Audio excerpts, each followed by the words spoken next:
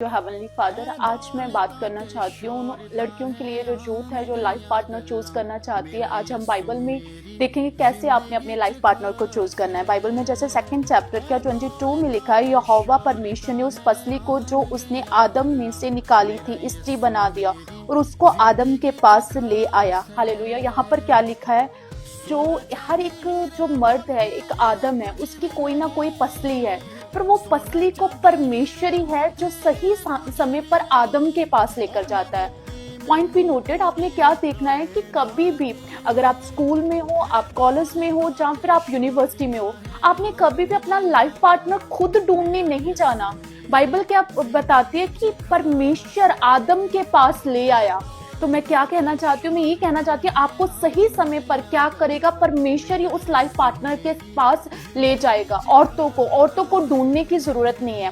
Second हम देखते हैं चैप्टर 24 की 64 आयत में लिखा है, रबिका ने भी आंखें उठाकर इसहाक को देखा और देखते ही ऊंट पर से उतर पड़ी। तब उसने दास से पूछा, जो पुरुष मैदान पर से हमसे मिलने को चला आता है सो कौन है? दास ने कहा, वह तो मेरा स्वामी है।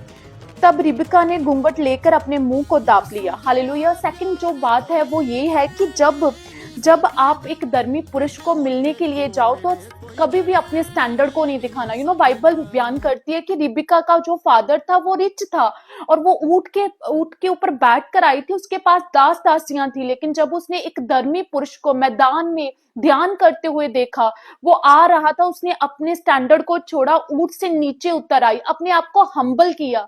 दैट बाइबल में लिखा, हे पत्नियों अपने पति के अधीन रहो। एक धर्मी औरत जो है वो हमेशा क्या करती है, वो अपने आप को अपने पति के सामने हम्बल करती है, उससे स्टैंडर्ड नहीं दिखाती, अपना शो ऑफ नहीं करती। मोस्टली क्या होता है आजकल, जब रिश्ता हो जाता है, वीडियो कॉल करो, इंटरनेट का जमाना है, देन क्या होता है, वो अपने आप का सारा कुछ खोल कर रख देती है। इसके कारण उसकी कदर जो है अपने पति के सामने कम हो जाती है। इसीलिए आपने क्या करना, अपने आप को ढांपना है, ना कि आपने अपने आप को उजागर करना है, मैंने ये किया था, मैंने वो किया था।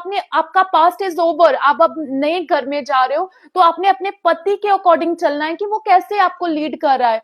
दैट मैं एक आप बात बताना चाहती हूँ, एक धर्मी पुरुष आपको ये नहीं देखेगा आपने क्या पहना है, क्या कैसे लग रहे हो, वो ये देखेगा कि आप उसकी सपोर्ट कर रहे हो, आप उसके डेस्टिनी में उसकी लाइफ डेस्टिनी हेल्पर हो। दैट अगर तो आप डेस्टिनी हेल्पर हो गए तो वो आपसे प्रसन्न रहेगा, उसकी नजर में आपकी एक इज्जत बनी रहेगी। लेकिन अगर वो चीज ही नहीं आप में पाई जाएगी तो क्या होगा, उसे लगेगा ये भी वैसी ही लड़कियां जैसे नॉन बिलीवर होती है ना। तो आप अगर धर्मी औरत हो तो आपने अपना एक स्टैंडर्ड बनाकर रखना, प्रभु वाला, ना कि दुनिया वाला।